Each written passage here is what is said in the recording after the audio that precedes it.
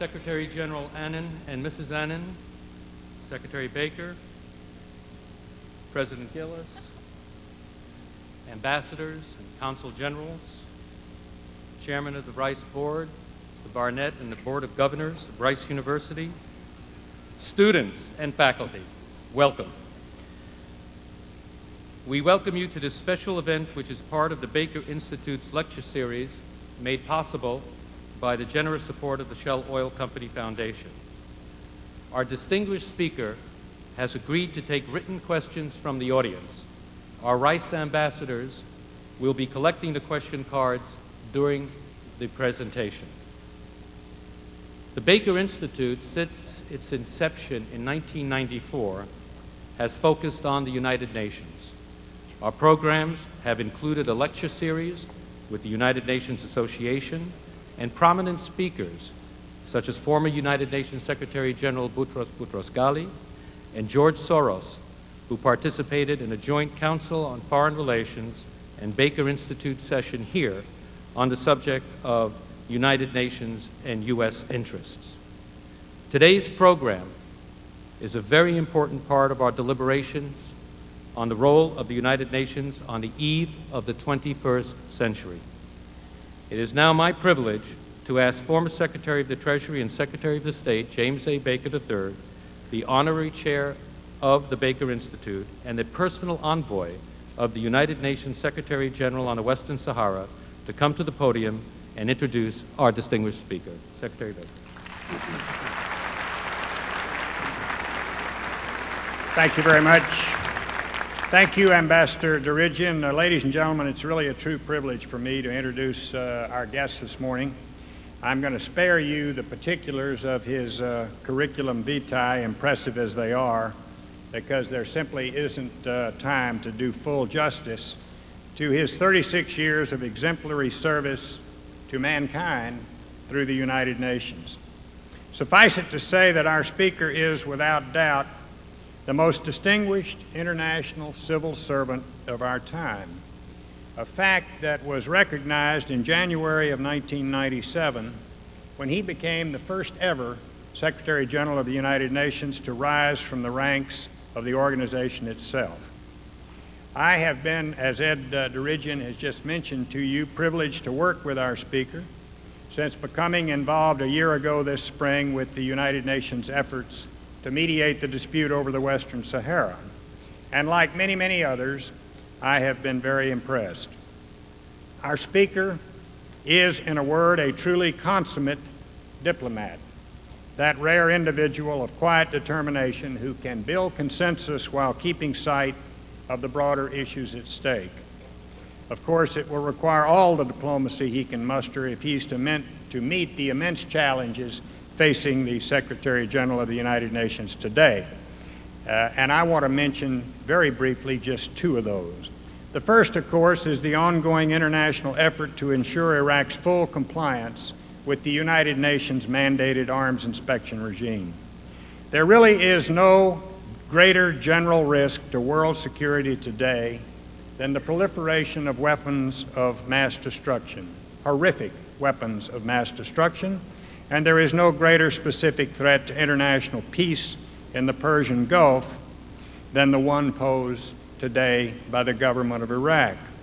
One crisis over arms inspection has already passed thanks to the extraordinary personal intervention of our speaker, but another crisis may very well be brewing. And how the international community meets it will, I think, set an important precedent, for better or for worse, in continuing efforts to combat the spread of these deadly weapons.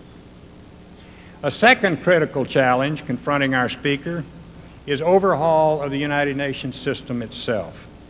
Reform was long overdue, and more probably can be done.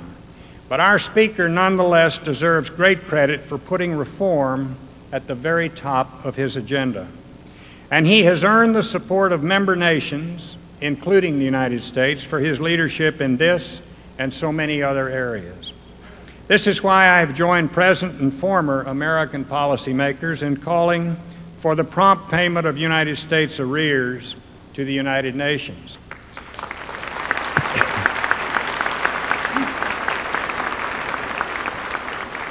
Nations, my friends, nations, like individuals, acquire reputations.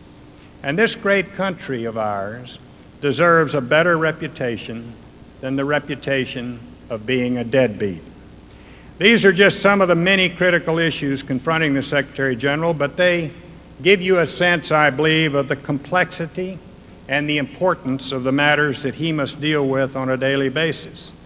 And they highlight the importance and timeliness of his address here today, an address in which he will discuss with you the future of the United Nations, a subject of vital interest to all Americans. So please join me in giving a warm welcome to an individual whose presence here today does honor to Texas, to Houston, to Rice University, and to the Baker Institute, the Secretary-General of the United Nations, the Honorable Kofi Annan.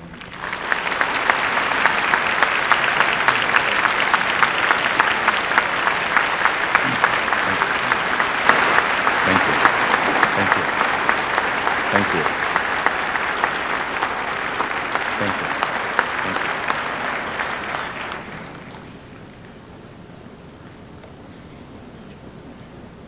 Secretary Baker, distinguished friends, and dear students, friends of the United Nations and future friends of the United Nations, let me first of all thank you, Jim, for those kind and generous words.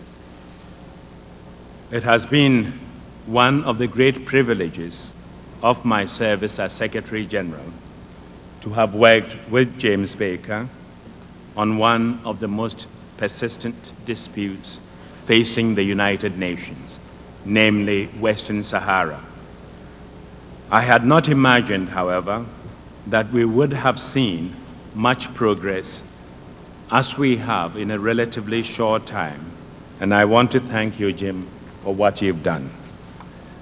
Within a few months, in 4 rounds of talks held in Lisbon, London, and Houston, Jim secured the agreement of both sides, and not only did he secure the agreement, they learned to love him, and they even said I should send him to go and live there in Layun.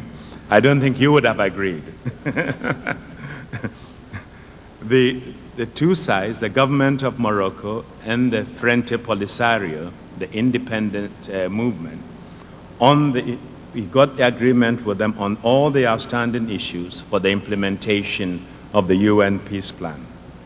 This remarkable achievement revived the entire process, including a referendum for self-determination for the people of Western Sahara, and we hope we will be able to complete that process in a reasonable period. And I want to thank Jim for that. I indicated that there were 4 meetings, Houston, held in London, Lisbon, and Houston. But I must say, it was in Houston that the parties agreed. What you did to them, how you managed to convince them, but Bill brought them to Houston and things fell in place. Ladies and gentlemen, I have chosen to speak to you today about the challenge of conflict prevention because I believe it goes to the heart of the United Nations and its mission for the next century. In an era when violent conflicts too often are ignored or too readily accepted, at a time when people would rather look away than look ahead, the United Nations must and will become the global center for preventive action. For the United Nations, there is no higher goal, no deeper commitment, and no greater ambition than preventing conflict. The prevention of conflict begins and ends with the protection of human life and the promotion of human development. Ensuring human security is, in the broadest sense, the United Nations' cardinal mission. Genuine and lasting prevention is the means to achieve that mission.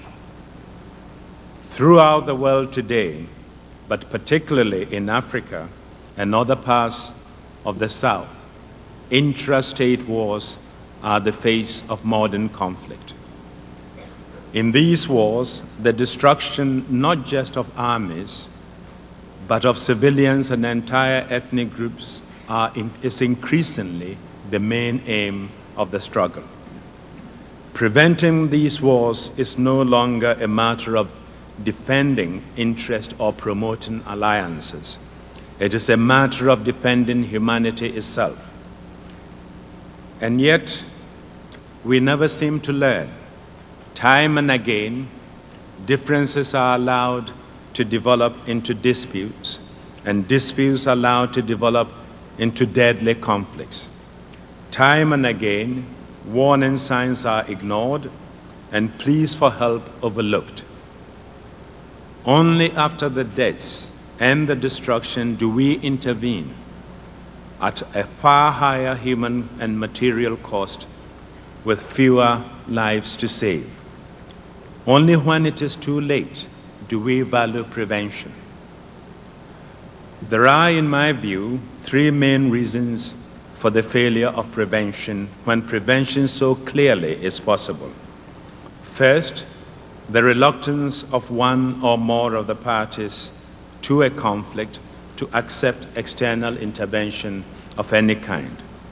Second, the lack of political will at the highest levels within the groups concerned and at the international community. Third, a lack of integrated conflict prevention strategies within the UN system and the international community. Of all these, the will to act is the most important.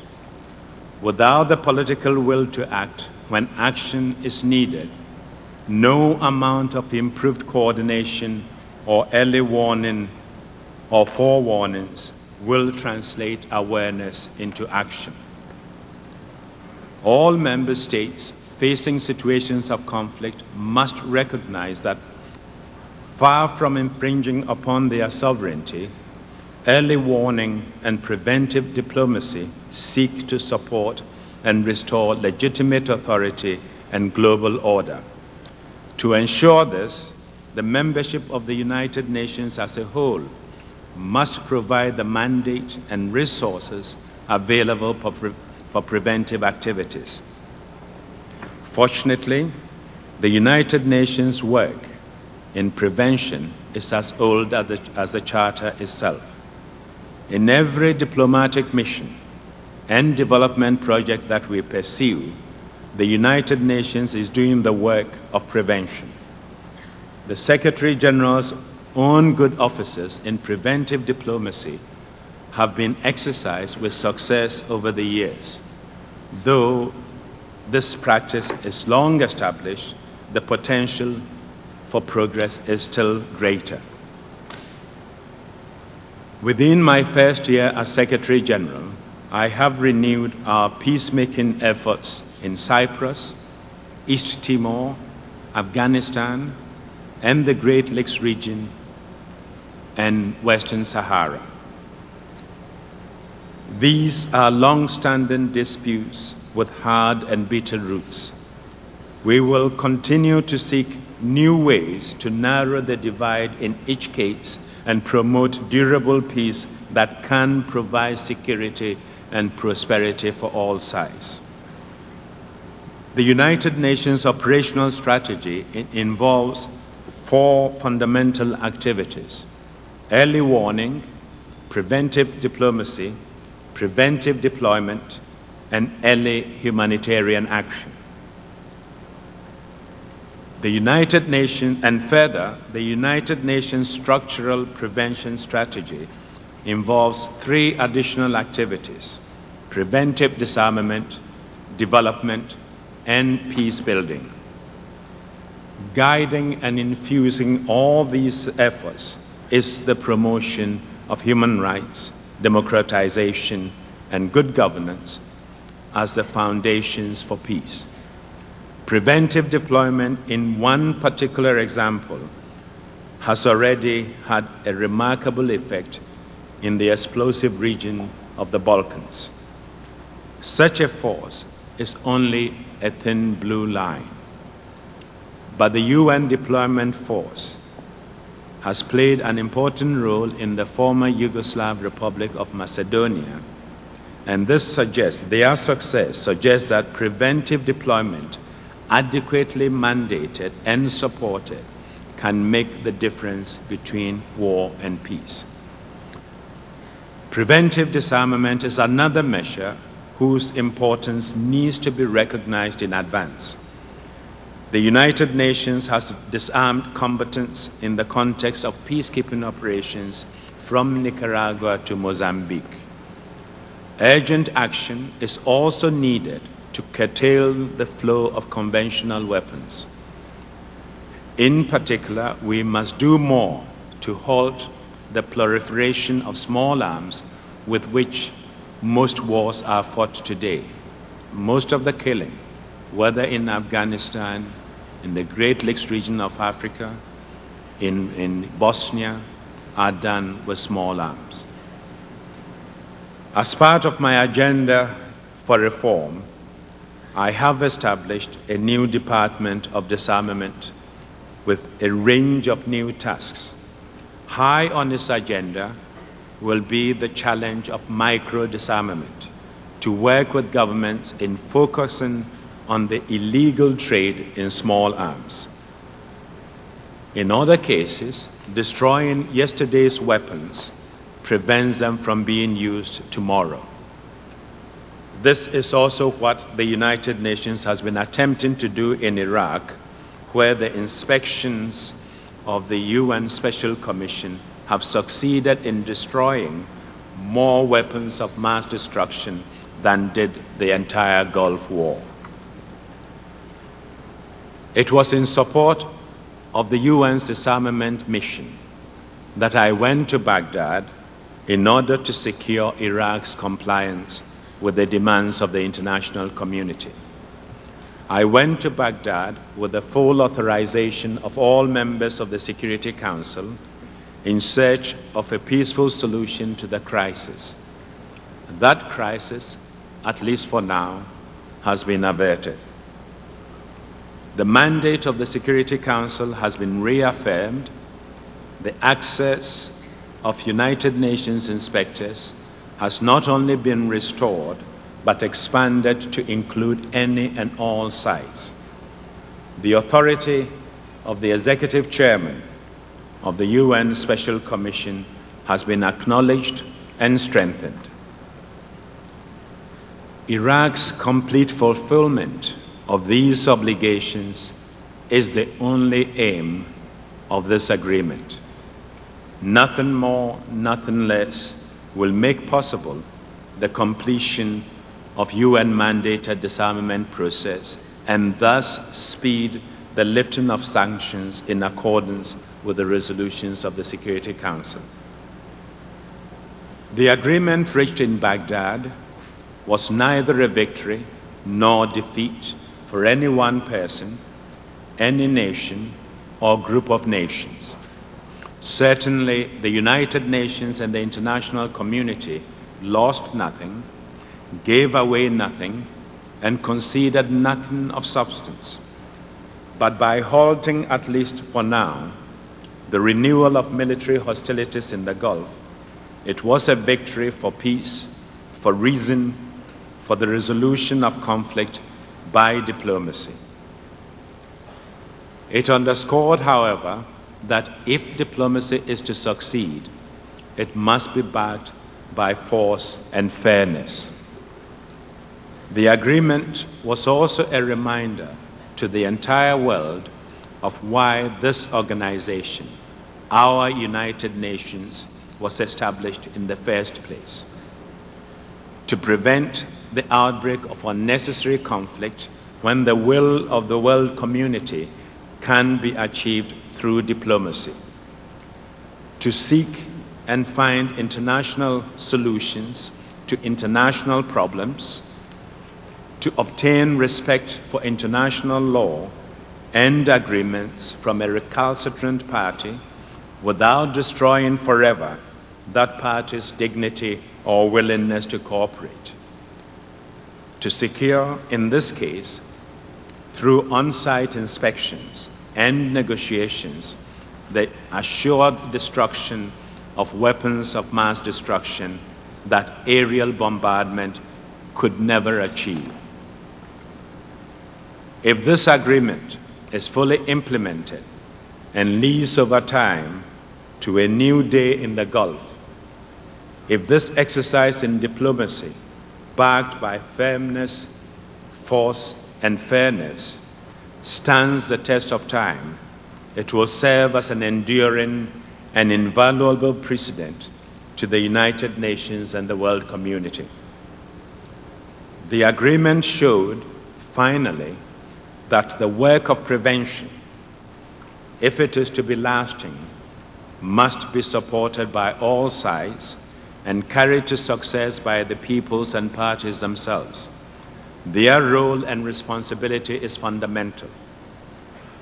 Long-term prevention can, however, be facilitated by many elements of the international community.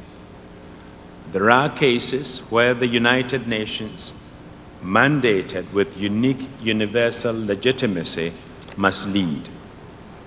There will be other cases where a regional or sub-regional organization's proximity to a conflict and historical experience make it most able to prevent deadly violence. In all cases, the United Nations is poised to support those efforts and to coordinate multilateral assistance programs. The policies of prevention that I have outlined so far, early warning, preventive diplomacy, preventive deployment, and preventive disarmament, will succeed only if the root causes of the conflict are addressed with the same will and wisdom. These causes are often economic and social. Poverty, endemic underdevelopment, and weak or non-existent institutions inhibit dialogue and invite the result to violence. A long, quiet process of sustainable economic development based on respect for human rights and legitimate government is essential to preventing conflict. The United Nations of the 21st century must become a global center for visionary and effective preventive action. I will devote all my effort to this aim, and I am grateful that the member states are showing the way. Donor countries, no less than those nations engulfed in conflict, have realized the cost of ignoring prevention and the promise of putting prevention first. Friends, a Chinese proverb holds that it is difficult to find money for medicine, but easy to find money for a coffin. The last decade's intrastate and ethnic wars have made the proverb all too often too real in our time. Have we not seen enough coffins from Rwanda to Bosnia to Cambodia to pay the price of prevention? Have we not learned the lesson too painfully and too often that we can, if we will, prevent deadly conflict? Have we not heard General Dallaire, the force commander of the UN force in Rwanda, say that if he had had 5,000 well-trained and well-equipped peacekeepers available to him at the critical time, he could have saved 500,000 lives in Rwanda. Indeed, we have no excuses anymore. We have no excuses for inaction and no alibis for ignorance. Often, we know even before the very victims of conflict that they will be victimized. We know because our world is now one, in pain and in prosperity. No longer must the promise of prevention be a promise deferred. Too much is at stake, too much is possible, too much is needed. The founders of the United Nations drew up our charter with a sober view of human nature. They had witnessed the ability of humanity to wage a war of unparalleled brutality and unprecedented cruelty. They had witnessed, above all, the failure of prevention when prevention was still possible and every signal pointed to war. At the dawn of a new century, we must restore new promise to our founders. We must restore, I repeat, we must restore new promise to our founders' fervent belief that prevention is indeed possible and that humanity can learn from its past. Indeed, my vision of this great organization is a United Nations that places prevention at the service of universal security. The achievement of human security in all its aspects, economic, political, and social, will be the achievement of effective prevention. It will be the testament to succeeding generations that ours had the will to save them from the scourge of war. Thank you very much.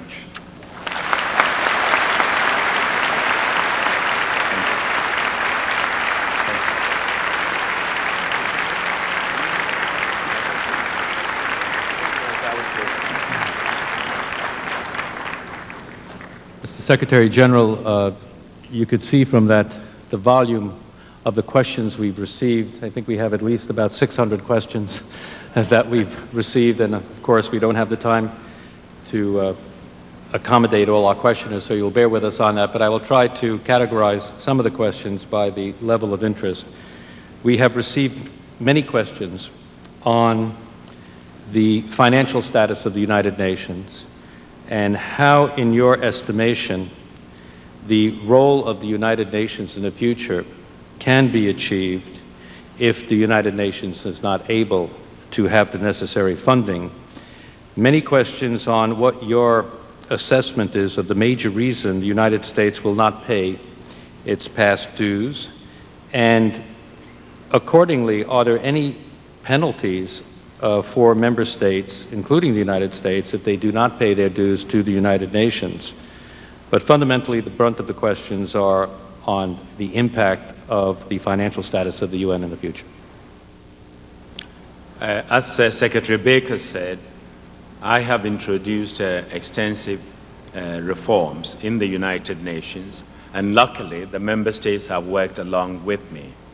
The US has been one of the countries pushing for reform, and the UN is reforming. I made it clear from the beginning that reform is a process, not an event. And in the past year, we've gone through many reforms. In other words, what the US wants is what the United Nations wants. We all want an effective, efficient, revitalized United Nations that is responsive to the needs of today's world. But can a revitalized and invigorated United Nations run on a shoestring budget? No. Can United Nations work harmoniously and effectively when some members, including the most powerful nation of the world today, not pay its bills? Can any club accept a situation where key members don't pay their dues, but they come in and enjoy the facilities? In fact, I heard someone put it the other way. He said, can you imagine a situation where you walk into a concert and don't pay the entrance fee, but ask for the best seat in the room? I think on the legal point, all member states have undertaken to pay a certain contribution. We have an objective criteria in determining who pays what, and that is based on capacity to pay, and the US today is required to pay 25% of the regular budget. If the UN, and of course 31% of the peacekeeping operations, there the permanent members pay a premium. So US pays a 6% premium over and above the 25. On the peacekeeping side, the U.S. unilaterally decided they will not pay 31 and they will pay 25%. So when you look at the figures of how much U.S. owes, there is a discrepancy between the UN figure and the U.S. figure. That percentage of 31% and 25% explains to a large extent the difference. On the peacekeeping side, since the UN has no army and no materiel, when we get into a peacekeeping operation, take the one in Western Sahara, where my good friend Jim is helping us resolve a long-standing and protracted conflict, we go to governments and borrow troops from them. These troops come with their weapons, and the UN undertakes to reimburse the governments who make the troops available roughly $1,000 per month per soldier. We have not been able to reimburse these governments because the member states, with the US in lead, have not paid. And some of these governments are rather poor countries, from Fiji to Bangladesh. Of course, there are some who are much better off, like the French and the British, who also put troops down in Bosnia right from the beginning in the service of international community. By not paying and reimbursing these governments, we find it difficult to encourage them to participate in other operations. Often, when you approach them, they will say, pay us what you owe for the operations in Mozambique or El Salvador, and then we'll give you troops for the new operation. And so it does impede on our ability to function effectively. The other area, which I think is much more serious, is by withholding their payments, the US is provoking friends and foes alike, to the extent that even the European Union, which is very friendly to the US, issued a statement last year saying that the US behavior is destroying trust amongst nations. And this is a very serious charge when it comes from friends. And I recall perhaps the most humorous comment was 3 years ago when former British Foreign Secretary Malcolm Rifkin said from the UN General Assembly podium that there can be no representation without taxation.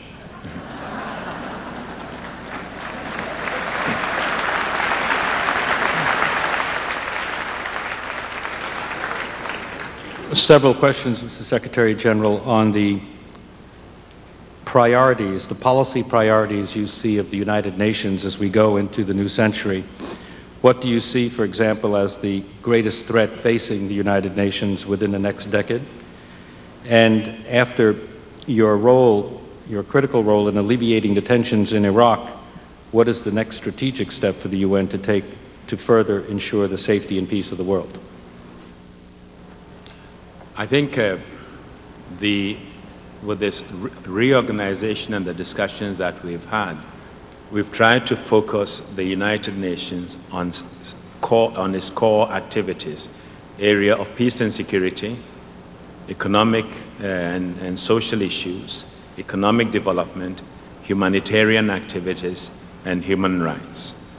I think, quite frankly, one of the biggest challenges facing the UN is the question of environment, how we need to try and protect this environment and ensure that we marry in a very harmonious and effective way economics and ecology, and that we protect this earth for our future generations. In fact, there is an African proverb which says, "This earth is not ours. It is a treasure we hold in trust for future generations." And I hope we will be worthy of that trust. The other area is a question.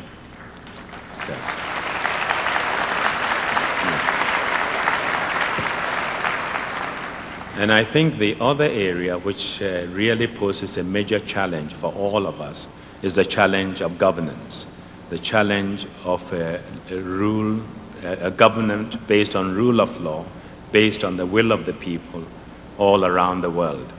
And I think when I talk about the challenge of governance, it is a challenge that faces us all. It is more acute in other societies than elsewhere. In some places, it's a question of ensuring they have the institutions, they have the legal frameworks, you help them establish human rights institutions, and help them create an enabling environment that will release the energies of the people to attempt to live their lives to the fullest. In other areas, the problem may be of another kind. We have seen situations where governments appear to be doing very well economically and otherwise, and suddenly they are in distress and serious crisis because the foundations were not there, the institutions were not there, and if you do not develop the right institutions, the right legal institute, you are building on sand. You can lose it all overnight. In other societies, including yours, we sometimes find it difficult to encourage good people to go into government. Governance has become a very complex and difficult issue, and anyone who is in government at the local level, at the national level, knows it. We live in a global society, and at the international level, there are lots of demands on us. We are living new realities today in a global society. But the norms and the laws that regulate relations between states, in some cases even between companies, are not yet there. And this is a great challenge for people in authority.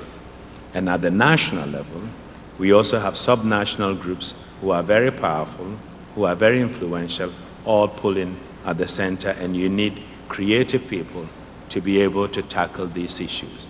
And if the good and the competent are not going into public service because the incentives are not there, who is going to make the laws for us in this complex world of ours? And this is a challenge that I would hope that my young friends who are here, my young friends who are going to be the leaders of the 21st century, will think about it and think of public service. But we should also think of how we give them the incentives to get them into public service, into teaching, into the areas which are crucial for our society. And of course, the other area where we need to focus on is health and education, and particularly the empowerment of women. Thank you.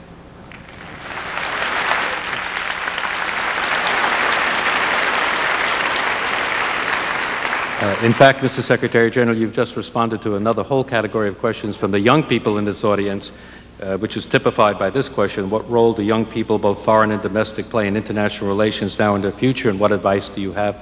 We appreciate your response to that question from our young students here. Several questions on the Balkans. Kosovo. What will the United Nations do about the current problems in Kosovo and ethnic Albanians? Can we evade a major ethnic crisis like in Bosnia? And another question, several questions on, will the United Nations, in accordance with the International Court of Justice, continue to try to bring the evasive Radovan Karadzic to trial? A brief comment on the question from the young people. I think haven't heard me, I believe that the world has changed, and that we need to prepare students for an interdependent and a global world. We need to get them to understand other cultures, to learn languages, to appreciate what others have, and to not only accept, but to celebrate diversity.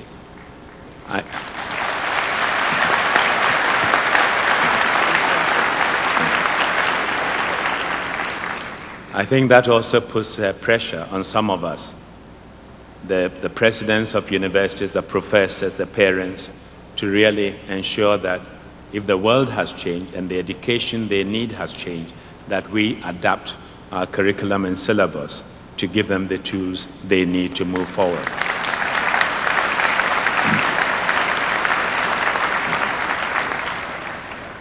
Turning to Kosovo, it is a difficult situation, and today the contact group countries have taken charge. They are in the lead, and of course I, in the United Nations system, is supporting them. The contact group countries are made up of United States, United Kingdom, France, Germany, Russia, and Italy. Except for Italy, it was this group of 5 that came together to negotiate the agreement on Bosnia and worked out the Dayton Agreement. The same group plus Italy have come together to try and resolve the Kosovo issue. What is important, since I've spoken to you about prevention today, is early and preventive action. They are trying to get the parties together to discuss their differences. There are different attitudes. The people in Kosovo maintain that they will only sit at the table if there is an international mediator. The Serbs refuse to accept international mediation. And so the contact group is trying to find ways and means of bringing the parties together. They could appoint facilitators that could begin with talks about talks and eventually get them together to try and find a solution to the crisis. The Albanians in Kosovo want independence. And most people think what will be possible is enhanced autonomy. They did have autonomy until 1989 when President Milosevic took that away from them. Hopefully the talks can restore that autonomy to them and we'll be able to avoid this conflict. If we fail with all the guns in that region, and some of you may recall that last year, Albanians in the Republic of Albania attacked military barracks and walked away with lots of guns. Some of these guns are finding their way into Kosovo. There are no shortage of guns, and some outside are funding the operation. So we need to really work very hard and very fast to ensure that we do not repeat what happened in Bosnia. The Security Council has imposed arms embargo on arms going into that region, and we ourselves, the United Nations, have a force in former Yugoslav Republic of Macedonia on the border. That is a preventive force I refer to. We had planned on withdrawing them in August. The Council had asked us to do that. I'm sending the Chief of Peacekeeping to the region this month, and then when he comes back, we will review the situation and recommend to the Council that they stay on and play a role. And hopefully, if we all pull together, the international community, we may be able to avert another tragedy and senseless loss of life.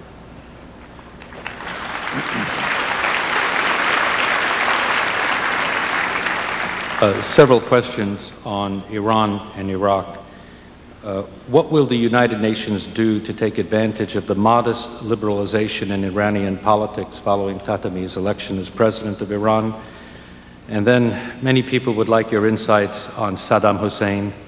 What is he really like? And what was your most difficult obstacle during your negotiations with him?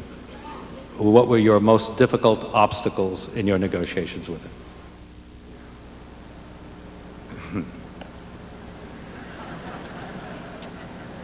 I think let me start with Iran. On the Iranian front, I think we should welcome the changes that are taking place in Iran and the indications that Iran wants to open up to its neighbors and to the rest of the world.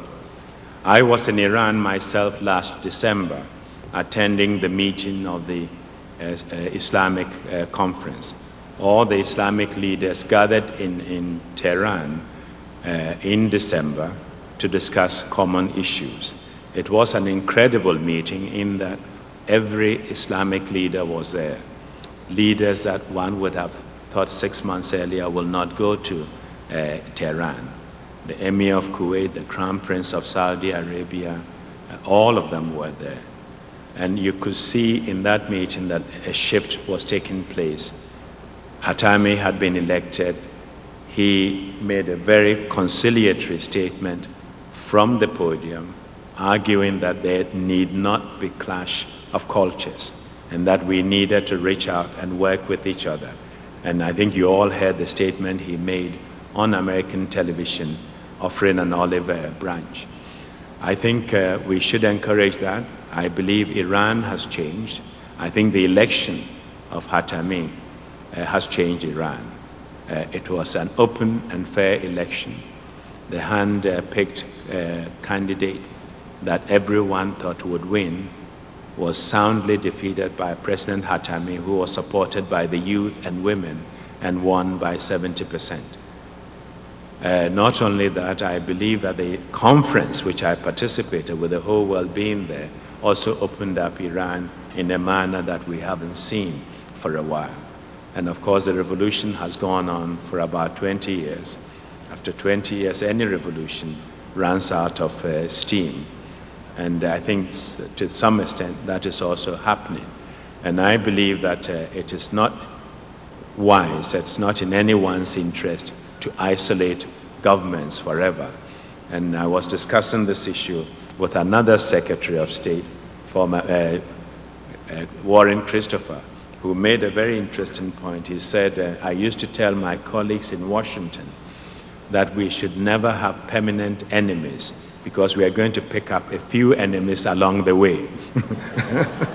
and I think that that is important. And I believe that we should reach out and work with the Iranians and respond in kind. And I think I'm seeing signs that not only in this country, but other governments in Europe and around the region are beginning to open up, and Iranians themselves are opening up. On my discussions with President Saddam Hussein, let me say that he is a tough negotiator. He's difficult to read. I don't play poker, but it's difficult to read when you are negotiating with him. I think the most difficult aspects of my negotiations was not only to get them to open up the palaces, but to get them to open it up without time limit and to allow us to go back time and time again if and when we needed to. For them, the question of opening up the palaces was an issue of dignity, an issue of security. They live in these palaces and they were scared of what will happen if people just could walk in. Any case, they did open it up and the inspections have taken place in all the 8 palaces. And in addition, we've been able to go to other places we haven't been allowed to go for about 7 years. But Saddam was not as isolated as I had expected. He knew the issues and very, very tough to negotiate with. Thank you.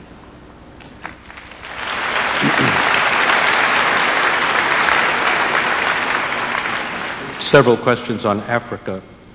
The United Nations has done very well to bring the African agenda to the global platform.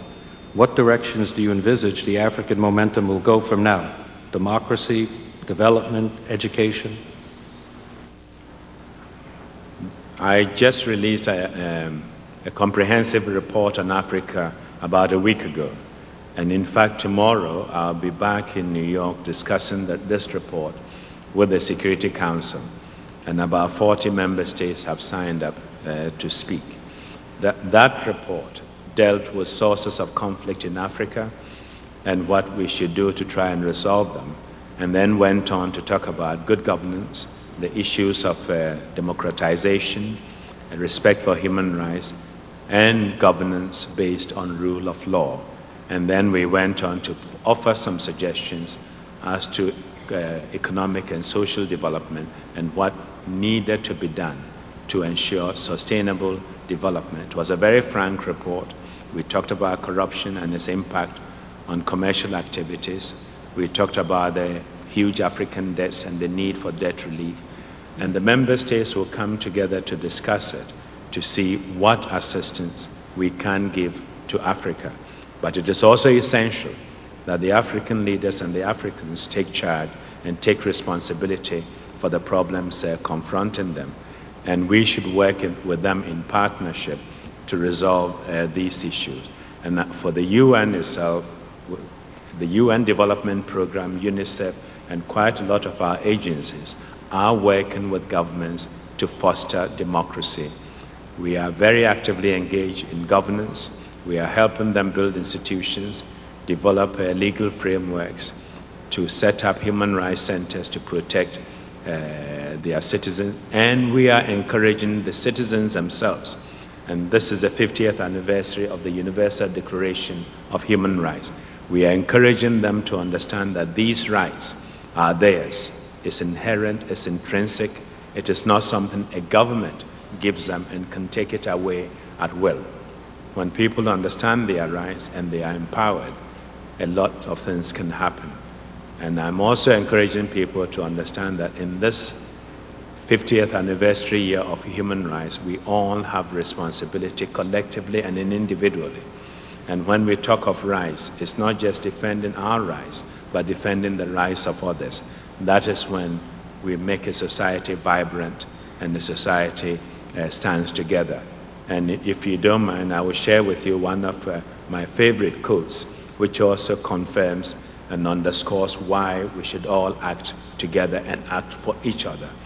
It was a German theologian, Niemöller, who after the war came up with this quote. He said, in Germany, they first came for the communist, and I did not speak up because I was not a communist. Then they came for the trade unionist, and I did not speak up because I was not a trade unionist. They then came for the Jews, and I did not speak up because I was not a Jew. Then they came for the Catholics, and I did not speak up because I was a Protestant. And then they came for me. By then, there was no one left to speak up.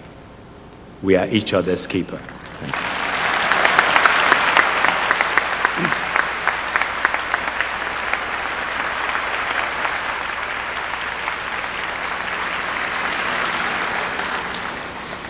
I know, Mr. Secretary-General, you haven't seen these questions, but you've just succeeded in answering a whole host of questions on human rights. There is one aspect of the human rights questions. How can the UN reconcile perhaps what is not reconcilable in enforcing human rights without violating the sovereignty of nations? I think the argument that when one raises human rights issue, one is violating sovereignty of nations is a weak one. The argument that human rights is something that one region is trying to impose on another is also not defensible. First of all, the Human Rights Convention was written by a uniquely qualified and outstanding group of scholars. Most of them came from the non-Western world. And the human rights itself really is something that when you look at all the religions, whether it's Hinduism, Confucius, Christianity, Islam, or Judaism, embraces the same things: tolerance, mercy, respect for human life, and all that.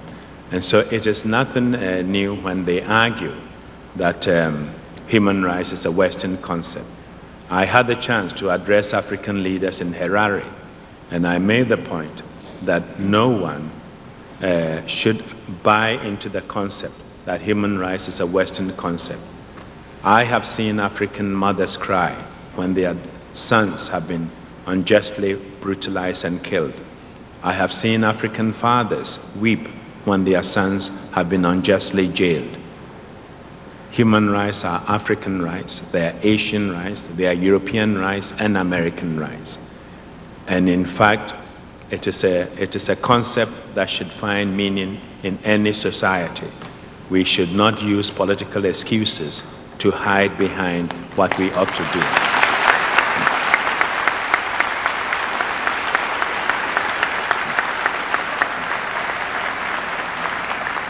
And if I can just add one point here. No, please stay where you are.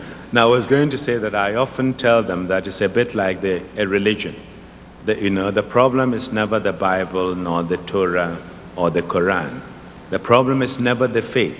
It is the faithful and how we behave. But instead of admitting our weaknesses, we sometimes think it's the book. It's very rarely the book. Thank you.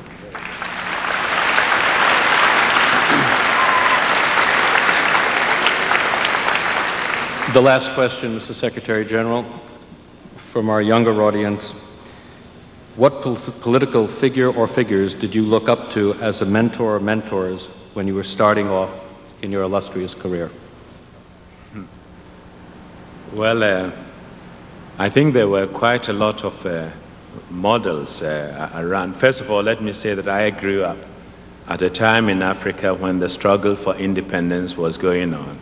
So as a teenager growing up, there was lots of important changes taking place around me. Luckily, the independence struggle for my own country was not too violent, or was not violent, but we managed to attain independence. So I grew up thinking that change was possible, and one can effect change, and one can make a difference. And so I have never been worried or scared to attempt to change situation or take initiative. But we also had leaders at the time, during the period. Gandhi, for one, inspired me. Your own Jack Kennedy was an inspiration.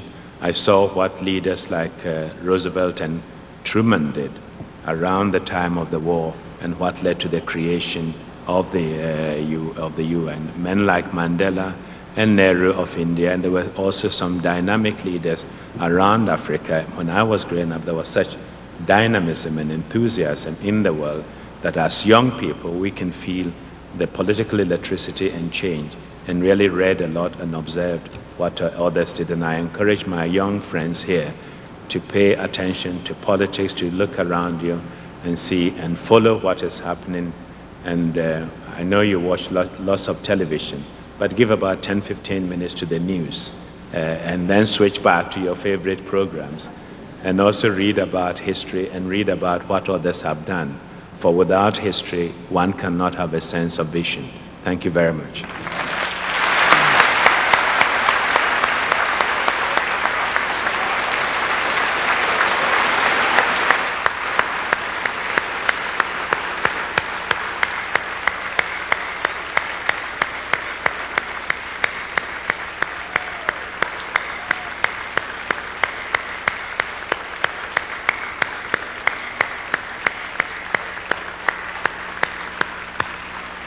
Ladies and gentlemen, it is now my pleasure to ask the President of Rice University, Dr. Malcolm Gillis, to come to the podium to make a special presentation to the Secretary-General of the United Nations.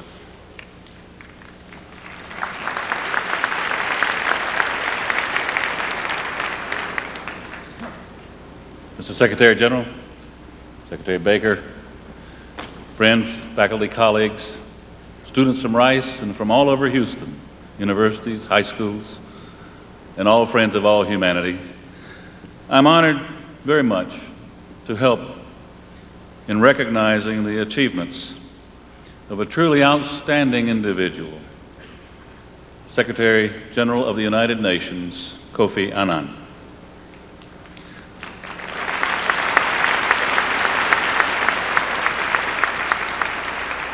I am honored, but as the Secretary-General knows, I'm also very pleased. I'm pleased to do so because our paths have crossed before in what was a most fruitful and enjoyable experience for me. As a young economist at Harvard, 30 years ago at the tender age of 28, I visited his native land, Ghana, on 6 occasions for a total of almost 5 months, first under the Afrifa government and then under the administration of President Kofi Annan. I was during all that time a member, not a consultant, but a member of the Ghana Tax Commission. During those visits, including one with my wife and my children, I came to admire Ghana and Ghanaians and to understand something of the rich traditions of this most gracious society. And while this is my first personal encounter with the Secretary-General, he and I share many common friends still in Ghana. J.H. Mensah, Kofi, J.H. Mensah, Kwame P&M, many others. This is our first encounter. I could tell you if I had time, many things about him, including the day of the week in which he was born.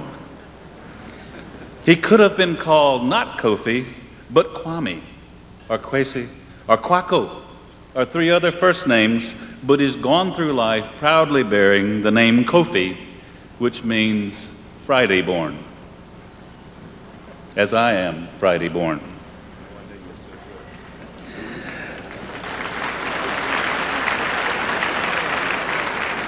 Mr. Secretary-General, each time I visited Ghana, I felt at home, whether in Accra or Kumasi or Cape Coast or Mampong. And it's my hope that you will always feel as much at home at Rice as I did in your native land. As in Ghana, we have many rich traditions at Rice. For example, believing that a Rice diploma must be earned, Rice does not award honorary degrees, but we do something else. We do confer very special awards upon extraordinary members of our community, faculty, students, staff, alumni, and especially friends, whose contributions to society are both demonstrable and profound. And today, in a manner befitting this auspicious occasion and our honored guest, it is my privilege to present the President's Award for Distinguished Achievement to United Nations Secretary-General Kofi Annan. This award is made only in very select circumstances to individuals whose work represent the ideals of vision, service, and dedication that are also the hallmarks of this university. Mr. Secretary General. And I must tell you,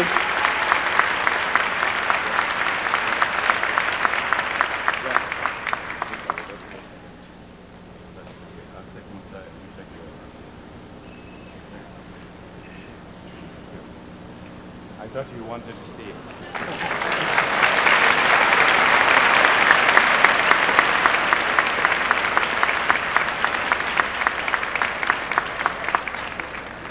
I want you to know also, Mr. Secretary General, that the prior recipients of this award are also individuals who have been truly outstanding in the post-war period. Former Secretaries of State James A. Baker, Warren Christopher, and Henry Kissinger, and former President of the Soviet Union, Mikhail Gorbachev.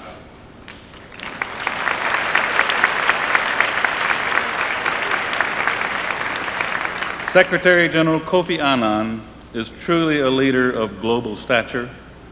Because of this remarkable individual, the world is a better and certainly a much safer place. So, Secretary General Annan, on behalf of all of Rice University, it has been my honor to present you with this award for distinguished achievement. We hope that your tenure as Secretary General will continue to be marked with success and that you will be a frequent visitor to Houston. We invite you to return often to Rice University and to the Baker Institute. Thank you for honoring us with your presence.